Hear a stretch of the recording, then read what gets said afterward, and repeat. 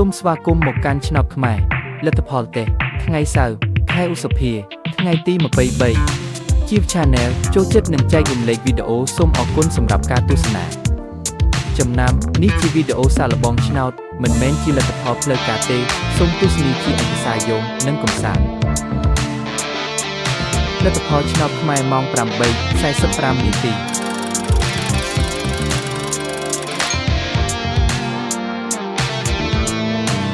លទ្ធផលឆ្នោតខ្មែរម៉ោង 10:35 នាទី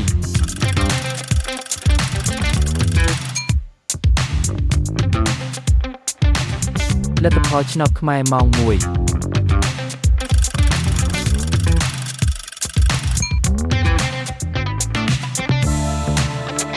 លទ្ធផលឆ្នោតខ្មែរម៉ោង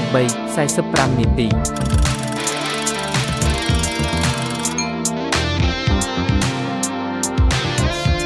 លទ្ធផលឆ្នោតខ្មែរម៉ោង 6